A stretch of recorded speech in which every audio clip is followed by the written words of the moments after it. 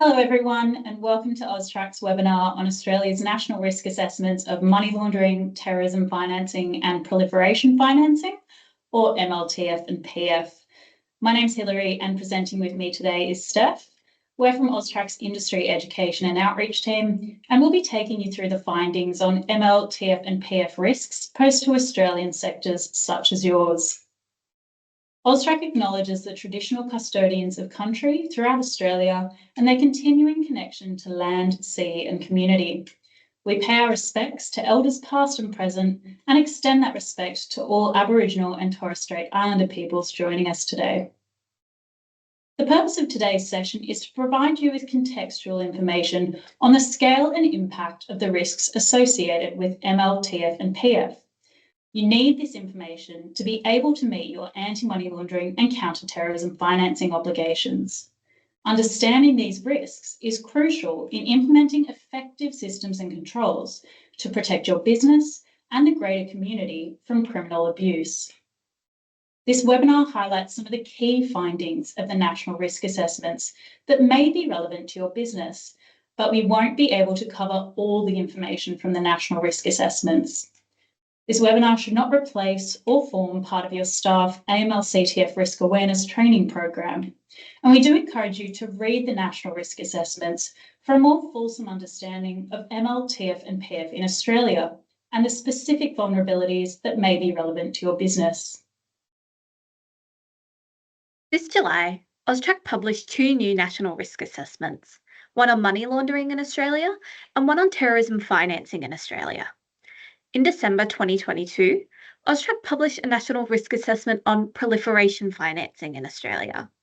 This is when a person makes available an asset, provides a financial service, or conducts a financial transaction that is intended to facilitate the proliferation of weapons of mass destruction, regardless of whether the activity occurs or is attempted. These risk assessments are an important contribution to Australia's AML-CTF regime. They bring together insights from across Australia's national intelligence community, law enforcement and regulatory agencies, private sector stakeholders, and international financial intelligence units to provide a contemporary, consolidated picture of Australia's risk environment. They also highlight where efforts to combat MLTF and PF can be improved. AUSTRAC completed these national risk assessments as Australia's financial intelligence unit. However, we would like to acknowledge the over 50 partner agencies who made important contributions to the risk assessments, including law enforcement, intelligence agencies, regulators, social services, and taxation authorities at the Commonwealth and state levels. When it comes to developing or updating your business's MLTF risk assessment, you must take into account AUSTRAC guidance and feedback that is relevant to your business's ML and TF risks. This includes relevant information from the national risk assessments. The information in the national risk assessments and today's webinar is important to consider as it may alert you to risks that you were not aware of. Levels of risk are constantly changing, as are the crimes that generate illicit funds for ML, TF and PF activity. The risk assessments provide national and sector-wide views of ML, TF and PF risk based on information not available to individual businesses or organisations. And national or sector-wide risks may impact on the particular ML, TF and PF risks faced by your business or organisation. So throughout today's webinar, you should consider how the information presented is relevant to your business. We'll begin today by discussing the Money Laundering National Risk Assessment. Money laundering is a major component of almost all criminal activity, and criminals continue to identify and exploit new opportunities to launder illicit funds through innovation, experimentation, and adaptation. Australia has a global reputation as a large, robust, and stable economy, which makes it attractive as a destination for foreign proceeds of crime. Our strong trade and investment ties also create vulnerabilities that are exploited by criminals. One example is asset classes that attract a high volume of international investment, like real estate. This is highly desirable as a means to transfer and store wealth. In the context of this risk assessment, money laundering threats refers to predicate crimes that generate illicit proceeds, which are then laundered in, from, or through Australia. A predicate crime is any offence that generates proceeds of crime. You'll see on the next slide a list of predicate crimes, which have been rated high, medium, or low. An explanation of these ratings is on this slide. As well as ratings on the next slide, you'll also see an outlook assessment for each threat, which looks at the next 3 years. An explanation of each outlook rating is also included on the next slide. 3 of the highest ML threats identified in the risk assessment are illicit drugs, tax and revenue crime, and government-funded program fraud. Whilst these threats may not directly impact your business, the risk assessment highlighted that criminals use proceeds from these crimes to fund their lifestyle activities, including funding their gambling. The domestic illicit drug market is assessed as posing a high and increasing ML threat. Australia's illicit drug market generates significant volumes of criminal proceeds that require laundering, and well-established ML methodologies continue to persist, such as the structuring and use of cash, the use of third-party accounts, and the use of money mules. There may be red flags you can include in your transaction monitoring program or employee risk awareness training to identify these methodologies. Tax and revenue crime also poses a high and increasing ML threat. Many of the channels and criminal methodologies that are used to commit tax and revenue crimes are also used to launder the resulting criminal proceeds. For example, professional service providers, such as lawyers or accountants, are used to establish onshore and offshore business structures and banking arrangements to hide transactions, assets, and beneficial ownership. This is why reporting entities must identify beneficial owners of their customers and assess the ML risk they pose. Government-funded program fraud poses a high and increasing money laundering threat. Like tax and revenue crime, ML techniques are essential to layer and reintegrate criminal proceeds generated from government-funded program fraud.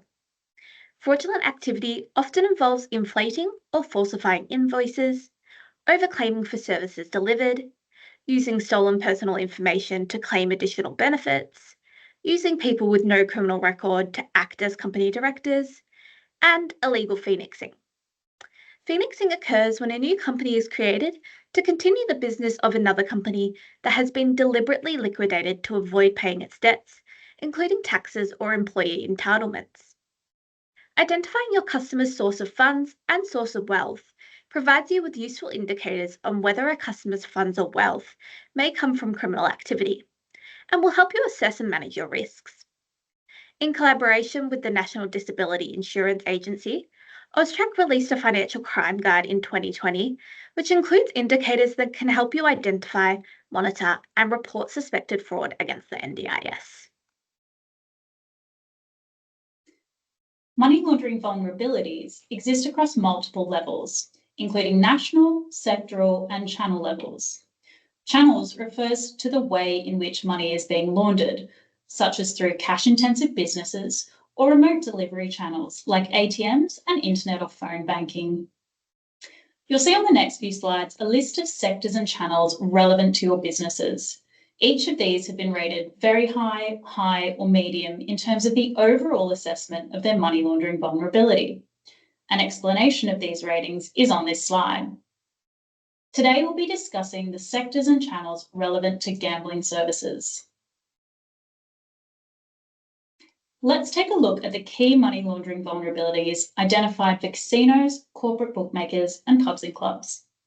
For all these sectors, the money laundering vulnerability assessment has not lowered since AUSTRAC's money laundering threat assessment in 2011. Firstly, let's look at the casino sector. This is assessed as posing a high and stable money laundering vulnerability. Australia's casino sector is large and diverse. Casinos are exposed to a wide range of inherent money laundering vulnerabilities, and aspects of their operating models make them very attractive to criminals, such as the capacity to accept large amounts of cash, high-stakes wagering, and because large transactions are considered normal in this environment. The risk assessment identified that casinos continue to be exploited for money laundering on a large scale by criminal entities. They range from sophisticated, transnational, and serious organised crime groups to opportunistic, low-level offenders. The key money laundering methodologies used by criminals include structuring, the exchange of chips between people, and the buying and selling of tickets from electronic gaming machines, or EGMs. Casinos are exposed to a wide range of money laundering vulnerabilities, including high risk and high value customers, such as criminal entities, politically exposed persons, and anonymous customers, the ability to accept large transactions, including in cash, high stakes wagering and high volume gambling, diverse products and services that facilitate rapid value transfer between customers. So this includes funds both within and outside of the casino venue, which enables proceeds of crimes to be legitimised as winnings, and high level of exposure to higher risk foreign jurisdictions. This includes those with currency or gambling restrictions and where informal remittances are used, such as offsetting or community funding. In recent years, the sector has been the subject of numerous commissions of inquiry, enforcement actions by AUSTRAC, regulatory actions by ASIC, and intense media scrutiny following identified AML-CTF deficiencies. As a result, many casinos are undergoing reforms. The regulatory action taken has highlighted the importance of understanding your money laundering risks and having appropriate risk-based systems and controls in place to mitigate and manage those risks. The casino sector will continue to pose a high money laundering vulnerability over the next 3 years, as the impact of regulatory and supervision reforms become more apparent and individual casino AML-CTF systems and controls mature. Criminal exploitation will almost certainly evolve in response. Now let's look at betting agencies and corporate bookmakers. These are assessed as posing a medium and stable money laundering vulnerability. The risk between betting agencies and corporate bookmakers differs slightly depending on whether services are provided online or face-to-face. While the extent of exploitation of this sector by serious and organised criminals is likely lower than other gambling channels, there is still high exposure to money laundering vulnerabilities due to the ease of access, the high volume and value of transactions processed, high-risk customers, and reduced face-to-face interaction with the use of mobile applications and the internet. The movement of funds into and out of bookmakers is relatively easy. Typically, accounts are funded through bank transfers, cards issued by third parties, and online payment platforms, which are highly visible and monitored by both this sector and by banks. However, other methods to place and move funds, such as cash bets and electronic betting terminals and vouchers, have significantly less visibility and likely create money laundering vulnerability. The risk assessment identified a number of strategies that could be used to launder funds, including the use of third-party betting accounts or bowler accounts, structuring bets across multiple domestic bookmakers through electronic betting terminals or retail betting outlets, and transferring betting vouchers. Betting agencies and corporate bookmakers will continue to pose a medium money laundering vulnerability over the next 3 years, as they're very dynamic, have a high risk appetite, and provide a service that has historically been exploited by criminals. Cash betting through EBTs will almost certainly remain a specific point of vulnerability and exploitation in the broader bookmaking sector. The pubs and clubs sector is assessed as posing a medium and stable money laundering vulnerability.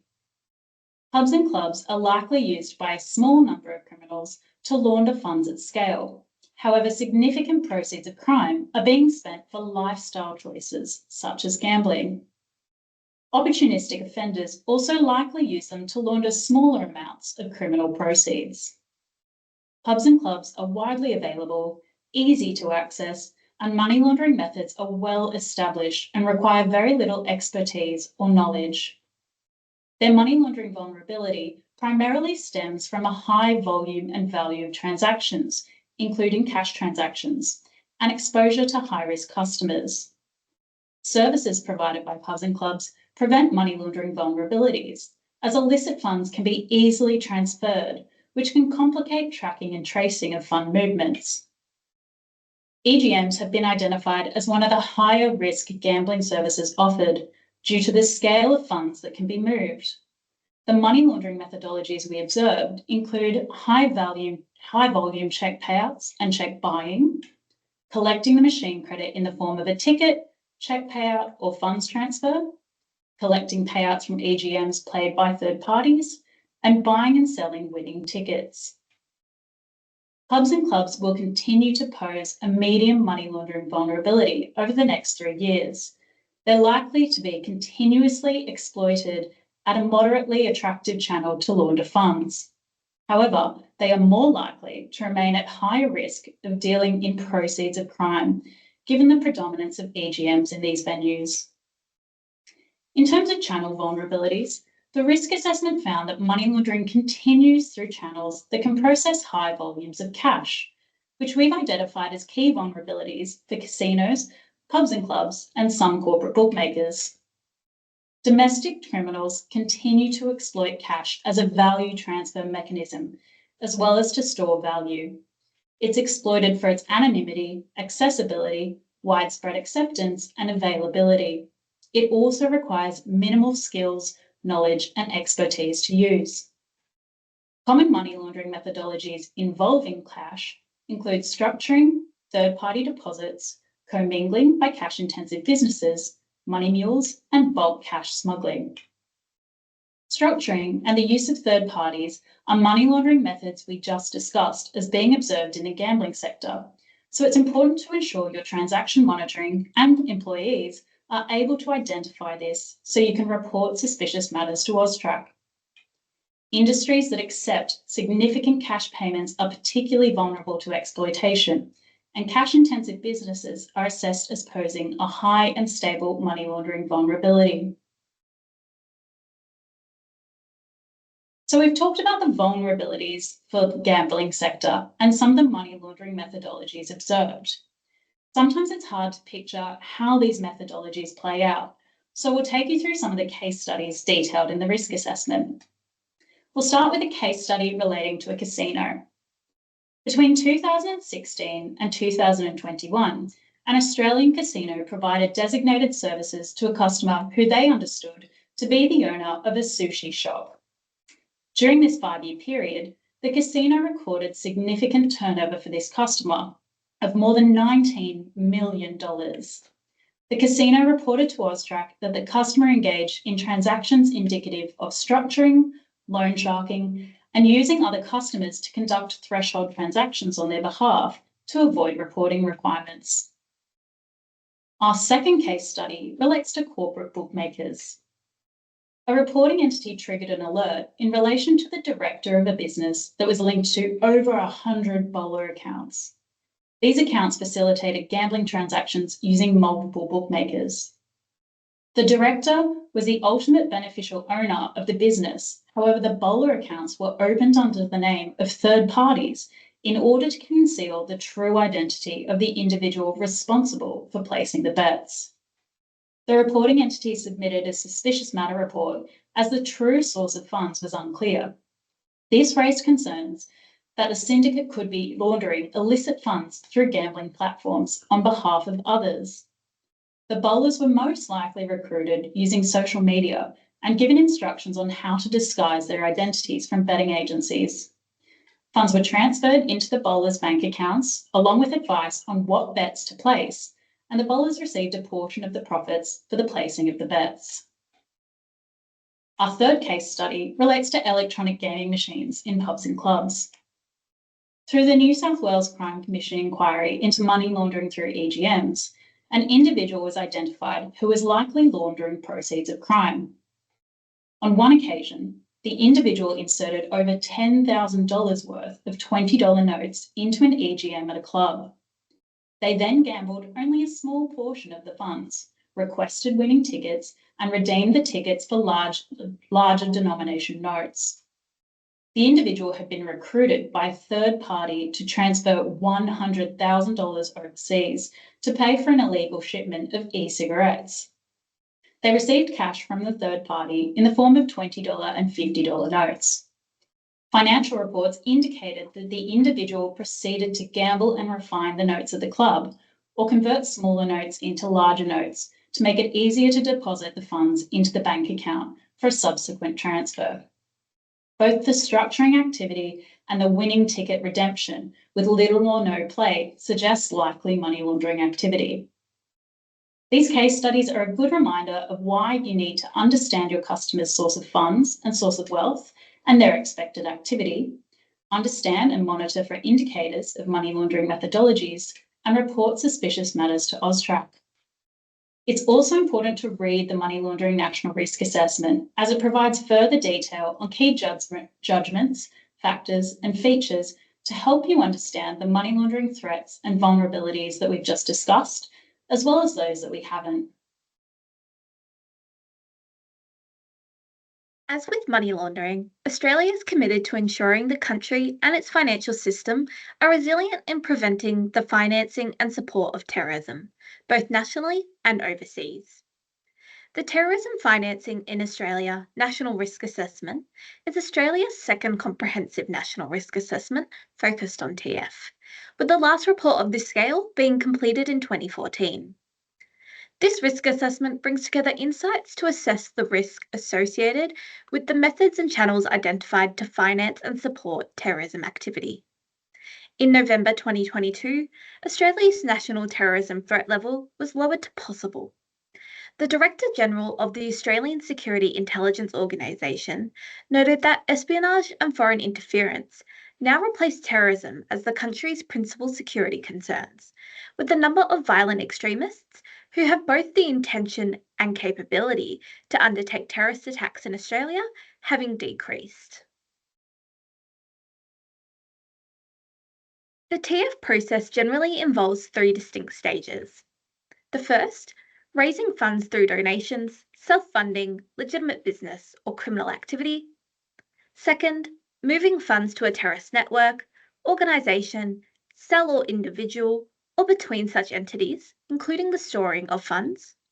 And third, using funds for direct, operational, and indirect, organisational, costs associated with terrorist activity.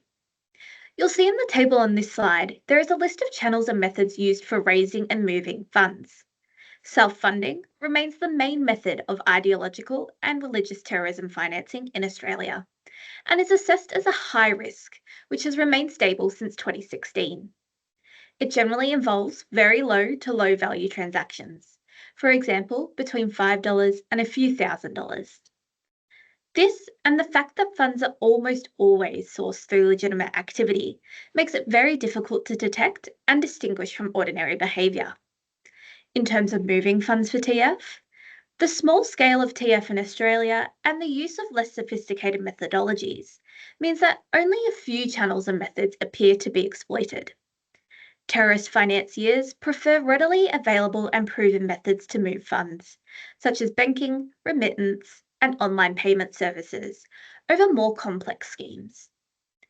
As you can see on this slide, the overall risk rating for pubs and clubs being used to move and store funds for TF is assessed as very low for religiously motivated violent extremism and low for ideologically motivated violent extremism. The overall risk rating for casinos, betting agencies, and other gambling activities being used to move and store funds for TF is assessed as very low for both forms of violent extremism. In December 2022, AUSTRAC published a national risk assessment on proliferation financing.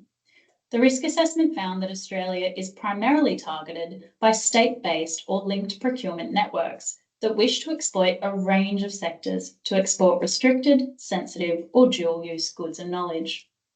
Procurement networks targeting Australia operate on behalf of North Korea and Iran, as well as other countries of proliferation concern. Other significant proliferation financing threats include the use of third country nationals to facilitate proliferation financing and evade sanctions, and the exploitation of Australian citizens to source and export sensitive technologies and knowledge for use by actors of proliferation concern. All reporting entities must have risk-based systems and controls in their transaction monitoring programs to identify and report suspicious matters.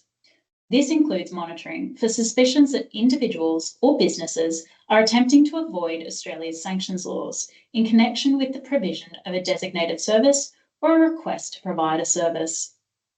I'd encourage you to take the time to read the Proliferation Financing NRA for a more fulsome picture of the threats and vulnerabilities identified and how these may relate to your business.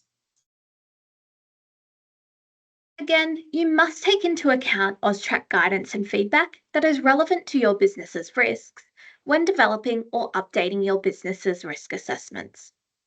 AUSTRAC recently published updated guidance on taking AUSTRAC guidance and feedback on those risks into account to help you assess your ML, TF, and PF risks. The updates include the range of guidance products AUSTRAC publishes on these risks. Undertaking a detailed MLTF risk assessment and taking AUSTRAC guidance into account will help you mitigate and manage your risks and protect your business and customers. I encourage you to take the time to read this guidance, as well as the national risk assessments, to ensure you understand your business's risk assessment obligations, your ML, TF, and PF risks, and the relevant AUSTRAC guidance and feedback that you need to consider. We'd like to thank you all once again for joining us, and we hope you found this session informative and valuable. To access the national risk assessments or to find out more about your obligations, visit our website at austrac.gov.au.